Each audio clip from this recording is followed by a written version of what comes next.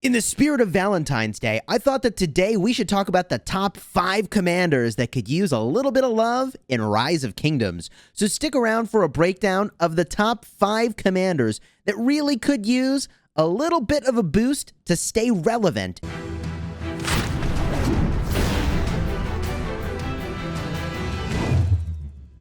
Hello, my friends, and welcome back. I'm Chisgule Gaming, a sponsored content creator for Rise of Kingdoms, and yesterday we had an off-the-chain live stream. It was totally out of control, had a lot of fun, the luck was through the roof. We pulled a ridiculous amount of epic fragments and legendary fragments. It was amazingly fun, and someone suggested, Chisgule, you should make a video of commanders that need to be reworked. And I was like, you know what? Yes, we should make that video, and so here we are. You like Rise of Kingdoms guides that help you get value and smash your enemies, hey, then consider smashing that subscribe button for daily Rise of Kingdoms videos. Show some love to the channel on this Valentine's Day. Let's show the top 5 commanders that could use a little bit of love. It's no coincidence that Julius Caesar's on the screen. He's number 5 on my list. And we need to talk about why it is these commanders need a little bit of love. All of them, all 5, by the way, which is that Rise of Kingdoms as a game has changed profoundly over the last 2+ years. Now players make their way into KVK. That didn't even exist before. And not only do they make their way into KVK, but they make their way into Kingdom versus Kingdom faster than ever. So they're going through the seasons faster and faster and faster and faster. And now we are like a month away from the developers fully pulling the ripcord on the way that you get commanders and being able to choose which one you get. So previously it was like, oh, there's first generation, second generation, third generation of commanders. This guy's a first generation commander. You know, he should be as strong as the other first generation commanders. But now, oh man, don't you dare put a universal in one of the first commanders that are available to you in Rise of Kingdoms, because they will be outpaced like 3 months later. And that, in my opinion, is deserving of a little bit of love. So happy Valentine's Day, Julius Caesar. Here's the problem. The problem with Julius Caesar is I want all 4 skills, true of all commanders, I want all 4 skills to be good at something. Just give me something where all 4 skills are relevant. And the thing where all 4 skills are relevant for Julius Caesar is hitting cities. Not as a rally, but as a swarm. Now, when I say as a swarm, it's actually for 2 reasons. One reason is that he actually reduces the defense of the city. A debuff is amazing for hitting a city if you are swarming it, okay? And the other thing that's really good for hitting a city over here is extra troop capacity. That's really good. That is really very strong. The reason you lose a lot of troops is when your ratio of troops to theirs is way, way off. Tech also matters a whole heck of a lot, but bringing more troops to the party, assuming you're the overdog with Julius Caesar, will definitely help. And although you might go hit cities in Rise of Kingdoms, man, it just seems like the wrong thing to be investing in the medium, short, or even long term in this game. There's no way. So what would I do to a commander like Julius Caesar to spruce him up a little bit? I got a couple ideas. One thing would be to very simply make this all garrisons. It would make him better for rallying. It would make him better for Ark of Osiris and other game modes. That would make him a much more long-term investment in the game. The other thing you could do to a commander like Julius Caesar to make him relevant at all for the rally game, and I think he should be, would be to go in and get a look at this skill over here and make it so that you also get a little bit of extra troop capacity for a rally, right? Just a little nudge for Julius Caesar would go a long way. I suppose while we're talking about Julius Caesar, you know, I didn't mention any runners-up for this list. If there were a 6th spot, it actually would go to Osman's second skill. You know, I wouldn't do much to this commander because he's actually quite good. But this commander is super weird, by the way. After attacking a city for more than 30 seconds, you get a boost for the next 120 seconds. I don't know, man. Who's hitting a city with Osman for 150 seconds? It's just very strange.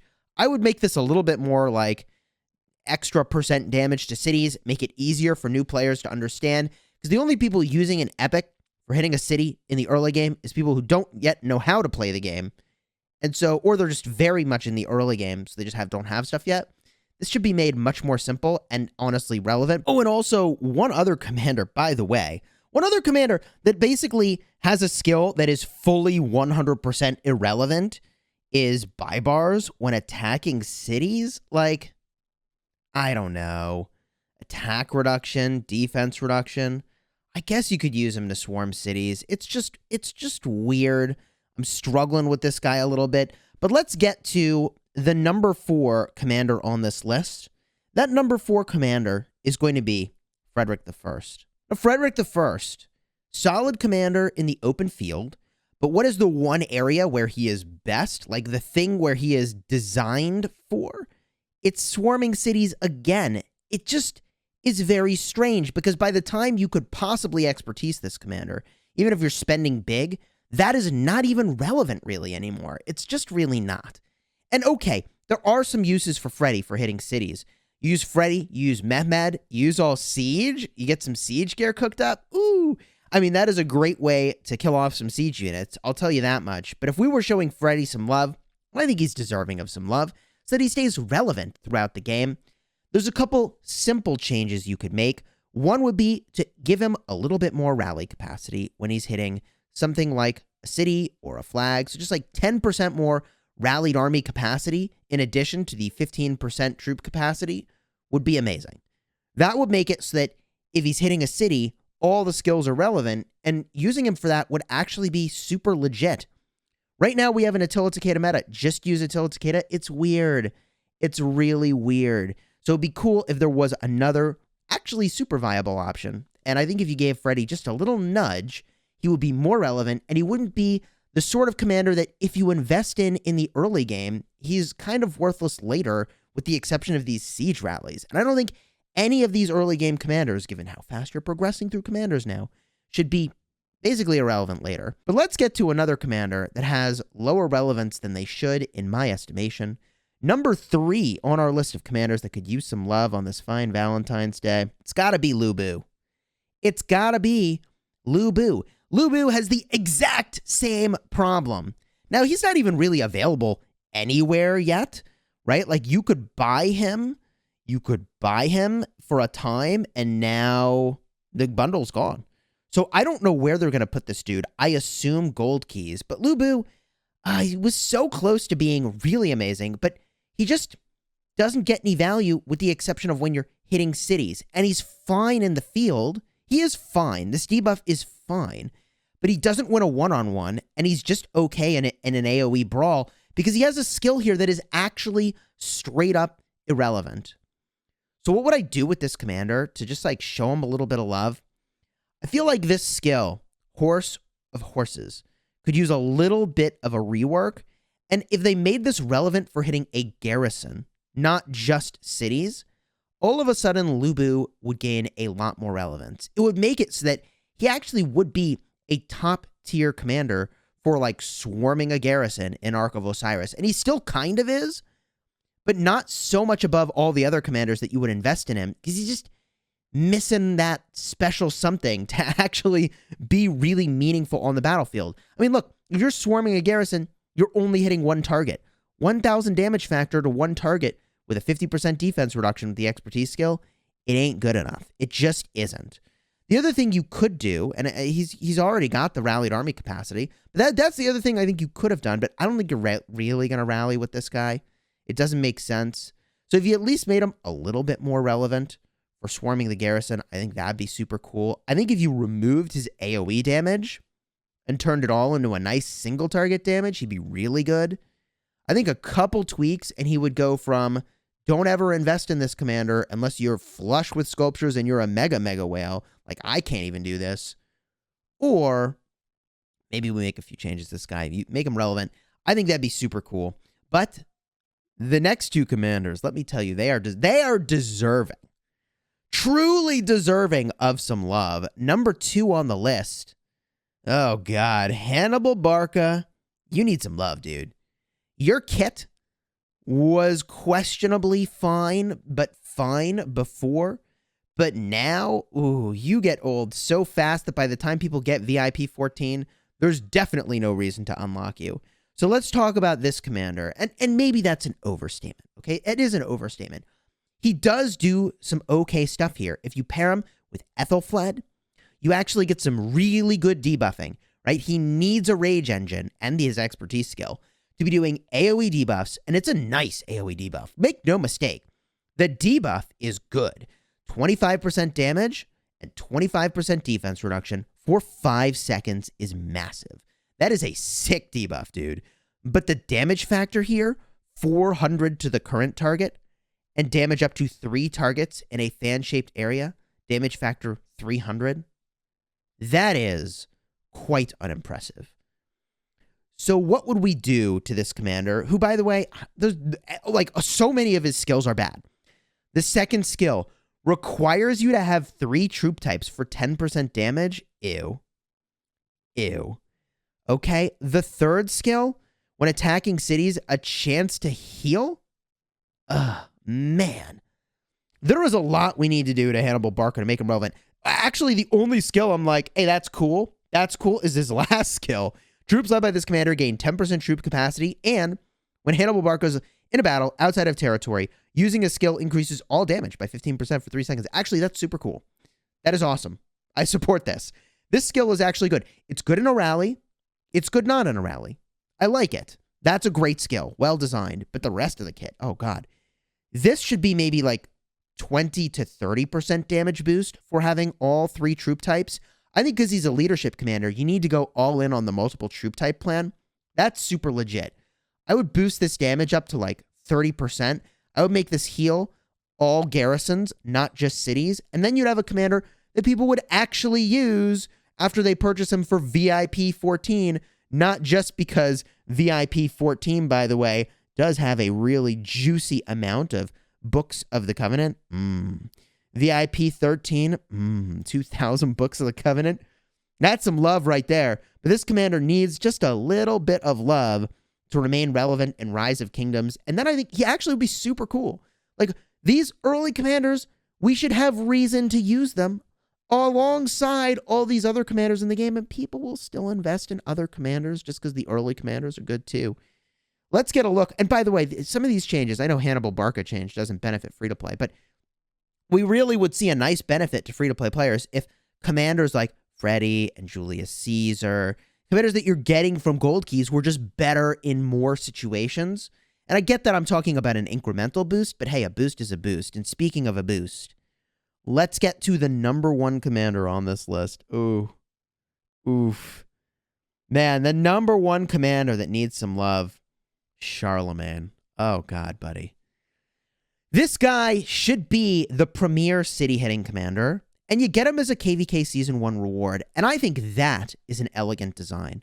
Because the reality is that in KVK, hitting cities is not going to be the thing that makes or breaks whether or not you win a KVK.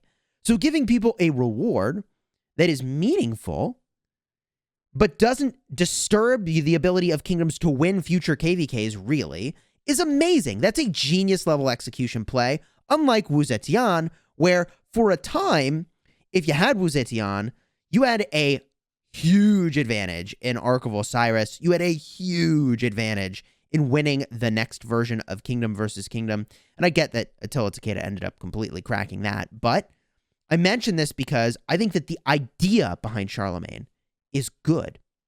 And by the way, Wu Zetian now, now that you can get all these old commanders migrating back, no, she's actually kind of made irrelevant in the same way that Charlemagne is irrelevant for winning future KVKs, which is also kind of strange, by the way, but that is a topic for a separate video, Charlemagne.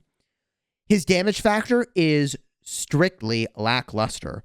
1,400 damage factor flat. That is sad. That is so sad. Like, did they forget the rest of his skill?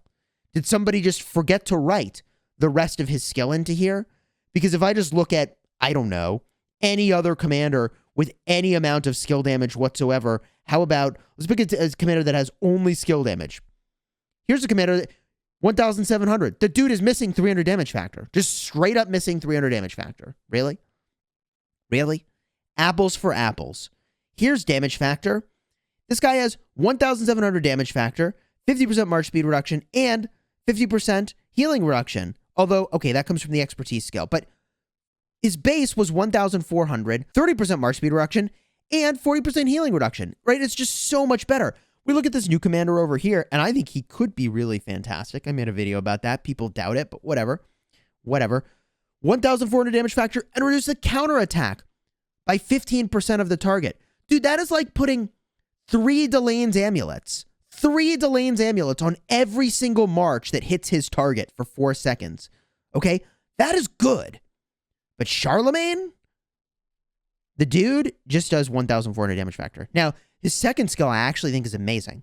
This is very well designed. This is extremely well designed. When on the map, troops led by this commander have a chance to gain a shield. That's beautiful. Lasts for 4 seconds. That is beautiful. If you swarm a rally with Charlemagne, it's going to be getting shields. That's elegant design. I love that. Rallies need that protection. It's good for that. It's good for field. I like everything that's happening here on this one skill. But the next skill, oh my God, gross, bro. 20% of stats. Okay, I get that 20% of stats might have felt cool in 2018. But 20% of stats with the drawback of you have to be in a rally is really not cutting it these days. This should be more like 40% of stats. So I would bump this damage factor to 1,700. I would give him a little bit more stats here to be 40% total, 20% attack, 20% defense. Or if you wanted to be really saucy, 10% attack, 10% defense, 10% health. I get that that's not as many stats, but whatever. A little buff to this would be warranted. We're not done. The fourth skill. This is a cool idea. When you look at it, it's just confusing because there's so many words. But basically, when the target gets weaker, you get more skill damage. That's the idea. And that's a cool idea. The weaker the target gets, the more skill damage you do. I just want to call attention to the fact that he does less skill damage here than our Isong does. Isong does a 50% boost to skill damage. Now, previously, Isong used to say it was a boost to only active skill damage, but now we know it's all skill damage. So this is really not very much. If you're hitting a city, you get 15%, no, what is it, 21% extra skill damage, and you have to have the city get weak before it even kicks in. I mean, this commander needs a lot of love to be relevant, and the love I would give him, I mean, I would just boost this number up. And I know I'm talking about a lot of boosts to this commander, so you'd have to look at the big picture of all of these things, right? You'd have to look at them all together to make sure he's not overpowered. But I think Charlemagne should be great for hitting cities. He shouldn't be the only commander you have to use, but he should be so good because of the final skill right over here, getting 10% of your troops back. That's a cool idea. It's a cool idea. I like the idea of a commander that does this. But the rest of his kit is so bad that it doesn't matter that you're getting 10% less dead troops when you battle with him against a city, because you're going to have, from this skill anyways, because you're going to have more dead troops because you used this commander in the first place, which that's not how that should work. So this is a commander who not only has the heart right over here, not only was modeled for the King of Hearts card. Yeah, no, really, like playing cards. King of Hearts. That's Charlemagne, baby. That's Charlemagne. This dude needs a little love. This dude needs a little Valentine's love. If you enjoyed this video, do me a huge favor. Throw a like on here. Consider subscribing and leave a comment down below with your thoughts on which commanders could use a little love in Rise of Kingdoms. I think there certainly are a few more that you could get a look at, perhaps. These were my top 5. If I were to add just a few commanders in here as like, man, I would love to see a little something like Edward of Woodstock. He's just so narrow. It's hard to justify putting him on the list because he is decent for a time. He does a thing with Tamaris that's really quite good. And for that reason, it's hard to really justify that he needs buffs. He just isn't amazing compared to your other options. But otherwise, I feel like most of these commanders are quite fine. I suppose you could give maybe Scipio an honorable mention, although he's got some roles that work like really quite well, for example, in Canyon. No, I think those top 5 I feel pretty good about. Subscribe, like, and until next time, you have fun, smash in the kingdom, and happy Valentine's Day.